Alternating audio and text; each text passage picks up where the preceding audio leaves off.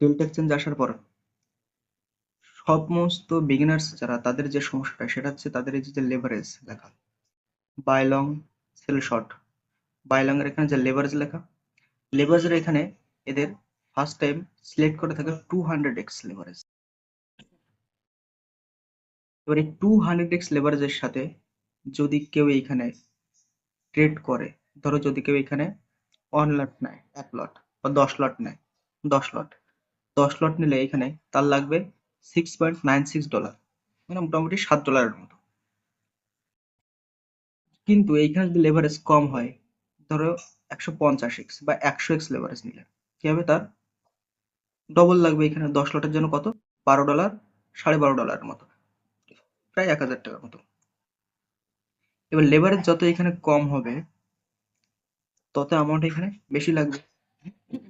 এইবার তাহলে তো সবাই ভাবতে পারে এখানে যে এখানে লেভারেজ কম হচ্ছে তাহলে অ্যামাউন্ট বেশি লাগছে, তাহলে লেভারেজ যত কম অ্যামাউন্ট তত কম, লেভারেজ যত বেশি হবে অ্যামাউন্ট তত কম হবে, তাহলে আমি বেশি লেভারেজ নিয়ে করব, তাহলে আমার কম টাকায় হয়ে যাবে।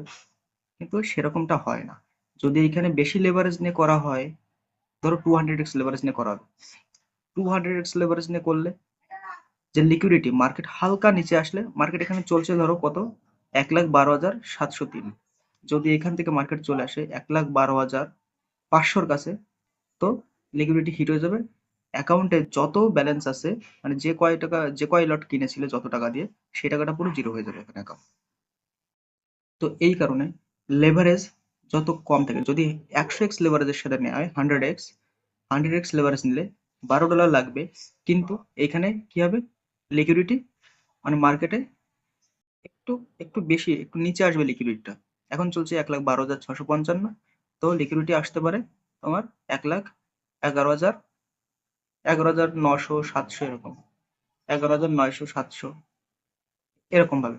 কিন্তু এক্সাক্ট লিকুইডিটি কত লাগবে, কত লিকুইডিটি লাগে, লেভারেজ কত হলে লিকুইডিটি কত হয়, বাই সাইডে বাই করলে বা সেল করলে, সেটা দেখতে গেলে কোথায় যেতে হবে, ক্যালকুলেটর।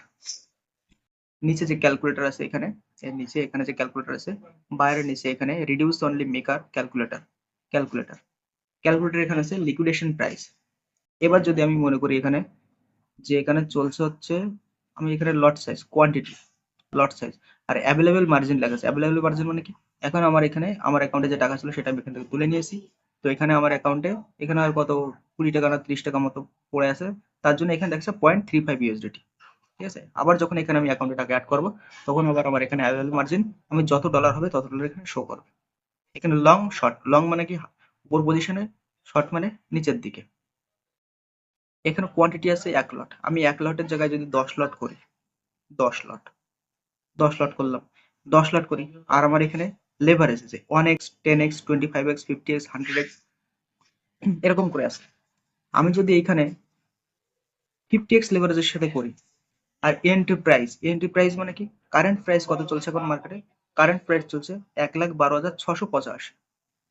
আমি এখানে 1,12,685 লিখলাম। আমার তাহলে লিকুইডেশন কত আসবে, $10 সাথে 1,12,685। আমার এখানে লিকুইডেশন প্রাইস আসছে 1,10,703, 1,10,703। এইটাই যদি আমি আবার এখানে 100x এর সাথে নিতাম, তখন আমার লিকুইডিটি কত আসতো, আমার লিকুইডিটি আসতো 1,11,840, কত কমে গেছে। এইটা যদি আমি 150x এর সাথে করতাম, তাহলে এখানে আসতো 1,12,215, আরো অনেক কমে গেল। এবার যদি এটা 200x এর সাথে থাকে তখন কত হবে, 1,12,403, তার মানে কি 1,12,403, মোটামুটি 200 পয়েন্ট মতো। আর এইখানে ক্রিপ্টো মার্কেটে বিটকয়েন, ইথেরিয়াম, যাই হোক, এইসব এই মার্কেটে এইখানে 500 পয়েন্ট, 700 পয়েন্ট মুভ হওয়া মার্কেটের কাছে কোনো বড় ব্যাপার না, যখন তখন মুভ হতে পারে। এই জন্য লিকুইডিটি যত কম হবে তত ভালো। এখন এর ব্যাপার হচ্ছে লিকুইডিটি যতই কম হোক না কেন, আমি এটা বলছি না যে মানে এখানে লিকুইডিটি কম নিয়ে যত লট নেবে সেটা ততক্ষণ পর্যন্ত মার্কেটে ও স্টেবল করো যতক্ষণ পর্যন্ত তার লিকুইডিটি হিট না হয়ে যায়। কারণ কি, এখানে স্টপ লস লাগাতে হবে। সেরকম একটা ক্যান্ডেল দেখতে হবে, দেখে সেখানে এন্ট্রি মারতে হবে। মার্কেটের স্ট্রাকচার দেখতে হবে, এখানে আরএসআই দেখতে হবে যে আরএসআই উপর সাইডে আছে না নিচের সাইডে আছে। আরএসআই এখান থেকে উপরে যেতে পারে না নিচে যেতে পারে, ওভারবোল্ড সোল্ড মানে ওভারবট জন্মে গেছে নাকি ওভারসোল্ড জন্মে এসছে, এটাও দেখতে হবে। মার্কেটের স্ট্রাকচার দেখতে হবে, এখানে এখানে ক্যান্ডেল দেখতে হবে, কি ক্যান্ডেল আছে, hammer, doji, morning star, evening star, কি মানে কোন প্যাটার্ন আসছে এখানে ক্যান্ডেলের, আর মার্কেটের স্ট্রাকচার কি বলছে এটা বুঝতে হবে। সাপোর্ট রেজিস্ট্যান্স দেখতে হবে। তো তারপর কি করতে হবে, তারপর দেখে সব তারপরে এন্ট্রি হবে।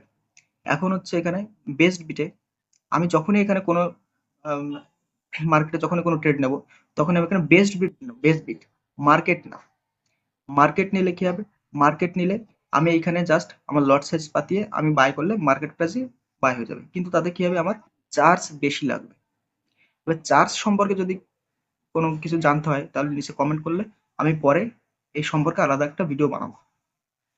লিমিট, লিমিটে সবসময় কি করতে হবে, আমাদের বাই সেল করতে হবে। বেস্ট বিট দিয়ে দেবো এখানে, তারপরে এখানে লট সাইজ দিয়ে দেবো, এখানে 10 লট, 100 লট, 500 লট, যাই আসুক না কেন এরকম, যে যত লটে নিতে পারে। নেওয়ার পরে এখানে কি এই যে 100 লট নিলে এখানে কি $126 লাগবে, এখানে $126 লাগবে। তারপর এখানে বাই করে দিলে আমার এখানে 100x এর সাথে আছে, তার মানে মার্কেট হালকা নিচে আসলে কি হবে, আমার লিকুইডিটি হিট হয়ে যাবে, আমার টোটাল অ্যামাউন্ট জিরো হয়ে যাবে। প্রত্যেক বিগিনার্স যারা আছে প্রত্যেকের একটা সমস্যা হয়েছে, একবার না একবার হলেও এই সমস্যাটা হয়েছে, যে এন্ট্রি নেওয়ার পর মনে হচ্ছে কিছুটা প্রফিট হচ্ছে, তারপর গিয়ে আবার লস হয়ে যাচ্ছে, বুঝতেও পারছি না কখন লিকুইডিটি হিট হয়ে যাচ্ছে। একটা ইমেল, একটা মেসেজ চলে আসছে ইমেল, আর তারপর দেখছি অ্যাকাউন্ট এখানে জিরো, এমনটা হয়। তো এটা কিসের জন্য, এটা লেভারেজের জন্য।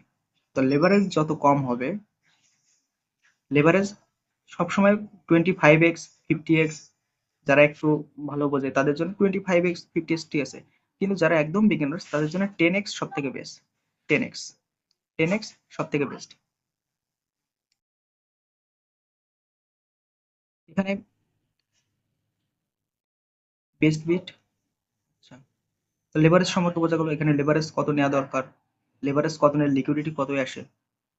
তো সেভাবে যদি এখানে মার্কেটে যেমন বিটিসির চার্ট, এটা বিটকয়েন ডেলি ফ্রেমের চার্ট,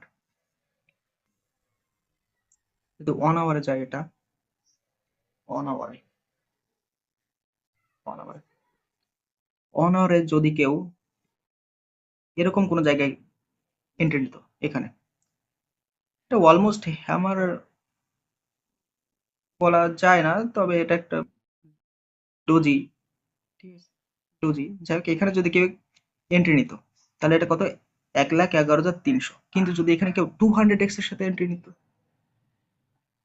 200x এর সাথে এন্ট্রি নিলে কি হতো, এখানে যদি মার্কেট এখান থেকে হালকা একটু নিচে আসতো তাহলে কি হতো, লিকুইডিটি হিট হয়ে যেত। কभी कभी ऐसा होता है कि মার্কেট কখনো কখনো এরকম হয় যে মার্কেট এখান থেকে উপরের দিকে যায়, ঠিক আছে, তখন প্রফিট হয়, তখন একবার দুবার প্রফিট হবে, মানে গ্যাম্বলিং করলে যেটা হয়, যেটা আমরা বলি জুয়া খেলার মতো, কিন্তু এগুলো তো জুয়া খেলা নয়। যদি এরকম হয় একবার দুবার প্রফিট হবে, কিন্তু ম্যাক্সিমাম টাইমে কি হবে, লসই হবে। তো সেই জন্য লিকুইডিটি, লেভারেজ এইগুলো জানা দরকার, স্টপ লস কোথায় লাগাতে হয় সেগুলো জানা দরকার। তো বিগিনার্স যারা তাদের ক্ষেত্রে এই একটাই সমস্যা হয়, যেটা হচ্ছে লেভারেজ, লিকুইডিটি, কারণ তাদের লিকুইডিটি বারবার হিট হয় যারা বিগিনার্স।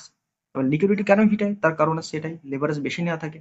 তো লেভারেজ সবসময় কম নিয়ে রাখতে হবে, লেভারেজ কম থাকবে, আর এন্ট্রি সেরকম জায়গা দেখে এন্ট্রি নিতে হবে।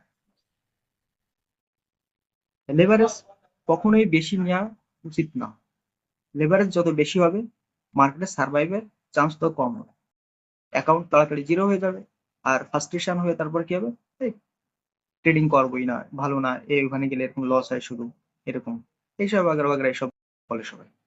কিন্তু সেটা বুঝতে হবে, এটা কত লেভারেজ নিলে কি হয় না হয়। লেভারেজের একটা সুবিধাও আছে যেমন অসুবিধাও আছে। লেভারেজের যদি ঠিকঠাক জায়গায় এন্ট্রি নিয়ে লেভারেজ বেশি নিয়ে বেশি কোয়ান্টিটির সাথে এখানে এন্ট্রি করা যায়, তাহলে তোমার হচ্ছে প্রফিট বেশি আসবে। কিন্তু ভুলভাল জায়গায় বেশি লেভারেজের সাথে এন্ট্রি নিলে তখন তো অ্যাকাউন্ট জিরো হওয়ার সম্ভাবনা 100% থাকবে।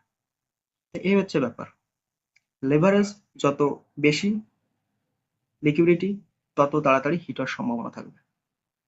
বাস। এরকম তো বেস্ট বিট, এখানে যদি কেউ লং সাইডে বাই করতে যায়, এরকম একটা, আর এরকম কখনোই এরকম ক্যান্ডেল দেখে সাথে সাথে এখানে বাই করতে নেই।